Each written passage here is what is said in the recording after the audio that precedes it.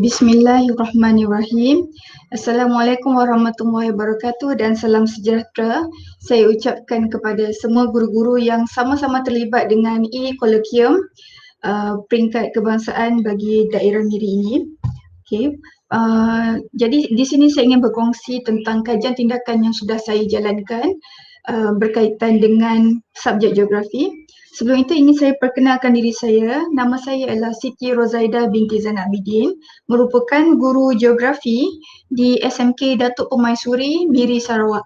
Jadi tajuk bagi kajian tindakan saya ialah pembelajaran berasaskan projek Green Furniture dalam meningkatkan kesedaran pelajar tingkatan 2 mengenai isu pengurusan alam sekitar berkaitan amalan 5R dalam subjek geografi. Okay. Ingin saya kongsikan di sini berkaitan dengan gambaran keseluruhan kajian tindakan yang saya laksanakan. Okey, ini adalah secara gambaran keseluruhan. Tujuan utama kajian tindakan ini dijalankan adalah pertama sekali untuk meningkatkan kesedaran pelajar dalam isu pengurusan alam sekitar. Kami sasarkan kepada tingkatan 2, terutama sekali untuk satu tingkatan ini, tingkatan 2F, melibatkan seramai 23 orang pelajar. Fokus kami adalah berkaitan dengan silibus geografi, tema isu pengurusan alam sekitar di bawah subtajuk amalan 5R. Manakala kajian ini kami cuba laksanakan dalam bentuk PBL iaitu pembelajaran berasaskan projek, manakala kaedah kajian yang dijalankan pula melalui pemerhatian dan juga melibatkan borang soal selidik untuk pra dan juga post. Okay. Jadi apa yang menyebabkan saya mahu menjalankan kajian tindakan ini kerana berdasarkan refleksi daripada pembelajaran lepas, daripada perbincangan panitia, kami menyedari yang pelajar-pelajar hanya memahami teori daripada topik ini tetapi tidak dapat mengaplikasikannya secara terus-menerus dalam kehidupan seharian. Bermaksudnya isu pengurusan alam sekitar ni hanyalah di atas kertas sahaja tetapi tidak diamalkan, jadi kita tidak dapat memberi kesedaran kepada mereka akan bahana kepada pencemaran ini. Okay. Dan sesi PDPC pula berjalan dalam bentuk secara sahala sahaja. Guru memberikan maklumat, pelajar menjawab soalan dan cukup sekadar di situ saja. Jadi kita mahu lihatkan peningkatan kesedaran pelajar dari segi perubahan kelakuan dalam penjagaan alam sekitar. Itu adalah misi utamanya. Okay. Jadi seperti yang saya beritahu tadi, objektif umum kami ialah kami mahu menjalankan PDPC dengan lebih bermakna dan lebih praktikal. Kita melakukan secara amali.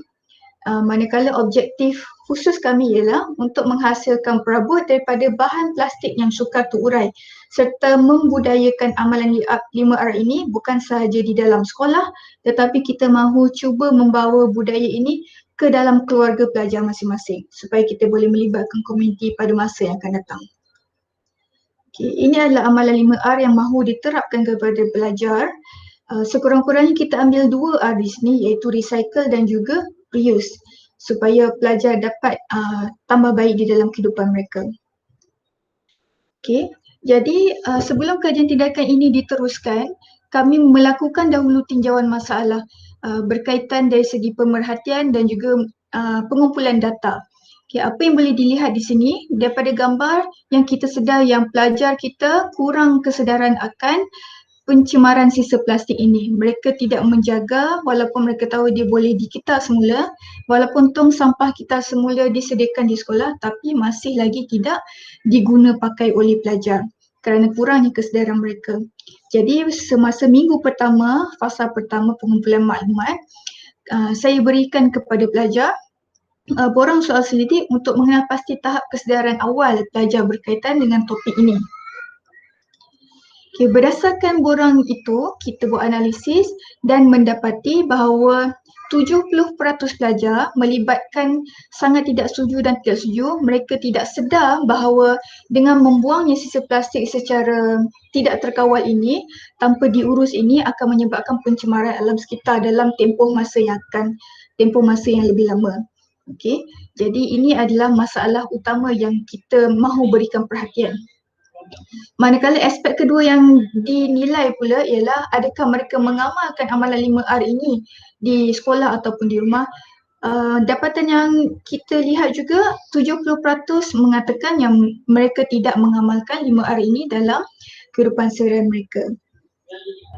Jadi jelas di sini itu adalah masalah yang ingin kita atasi dan ingin kita perbaiki dengan kajian tindakan ini.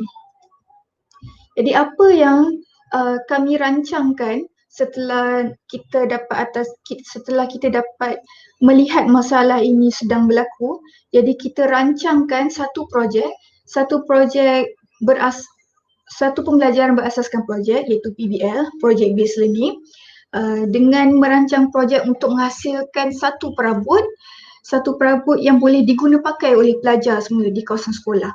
Okey, so jadi projek ini melibatkan 3 minggu, minggu 1 hingga minggu 3, iaitu fasa pengumpulan maklumat, fasa pembangunan projek serta fasa rumusan projek, iaitu bahagian penilaian di mana kita menilai semula sama ada dalam tempoh 3 minggu projek ini berjalan, adakah kesedaran mereka itu semakin meningkat berkaitan dengan amalan 5R selepas ini. Okay. Jadi apa yang dilaksanakan dalam minggu yang pertama, fasa pengumpulan maklumat, guru akan menjadi sebagai guru pembimbing, dia akan memberikan topik, kemudian kita berikan peranan pelajar sebagai pereka perabot, dan kita berikan juga borang pra soal selidik yang sudah kita bincangkan tadi. Jadi di situ pelajar akan duduk dalam kumpulan, mereka akan merangka langkah-langkah projek, membuat draft perabot, kemudian mereka akan membentangkan kepada guru. Jadi guru akan membantu dari segi penambahbaikan kepada idea yang sudah datang daripada pelajar itu sendiri. Okay, ini adalah contoh draft produk yang pelajar hasilkan.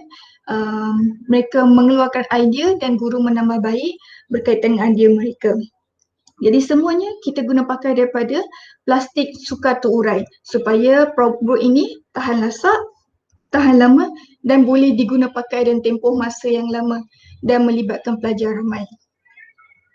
Okay, seperti yang cikgu-cikgu boleh lihat, ini adalah perbincangan semasa fasa pengumpulan maklumat melibatkan pelajar-pelajar dan pada masa sama kita cuba menerapkan SOP berkaitan dengan penjarakan sosial. Seterusnya minggu yang kedua, kita mulakan projek melibatkan di kelas dan juga di rumah kerana kekangan sekolah kami yang melibatkan pengiliran dalam sisi persekolahan. Kemudian pelajar menambah baik rekaan mereka dari segi faktor ketahanan, kestabilan dan juga unsur komersial.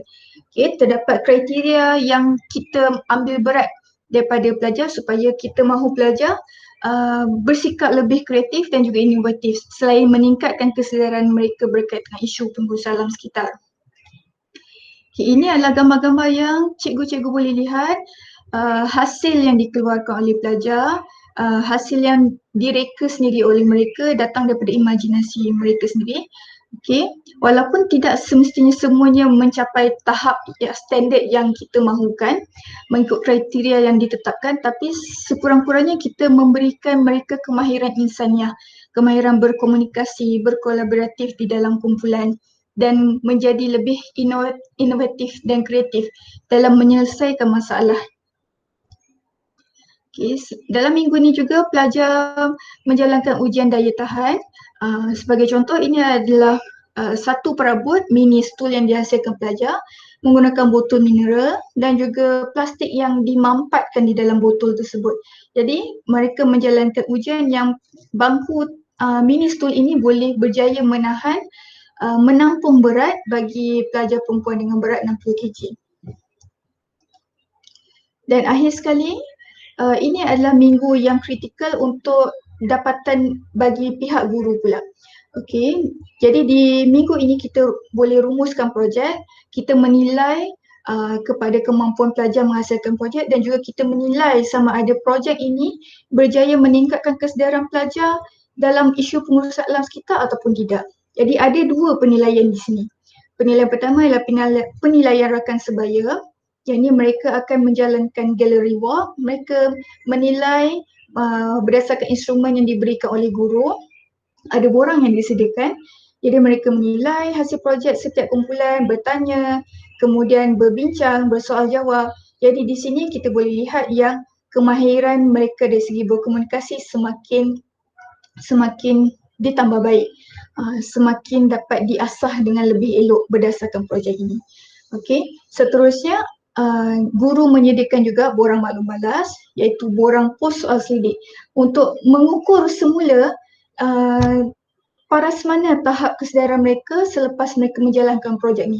Adakah masih lagi pada tahap yang rendah seperti sebelum ni 70% saja ataupun sudah meningkat lebih lagi. Jadi kita boleh lihat pada slide seterusnya. Okay, ini adalah borang penilaian rakan sebaya yang perlu diisi oleh setiap pelajar. Tapi yang paling penting di sini, ini adalah contoh, ini adalah video pelaksanaan penilaian rakan sebaya.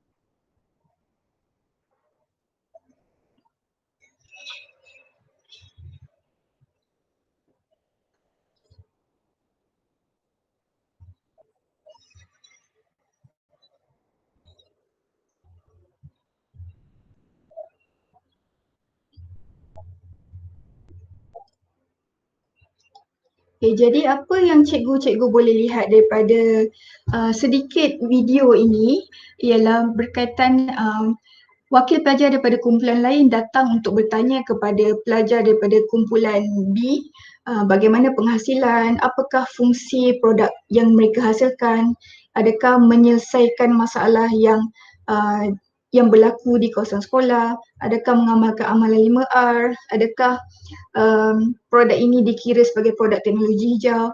Okay, segala ini diberikan jawapan, dibincang dan juga diberikan maklum balas daripada kumpulan lain. Jadi kita boleh lihat sikap kendiri daripada pelajar yang dapat diasah daripada projek ini. Dan akhir sekali ialah borang maklum balas. Okay, borang ini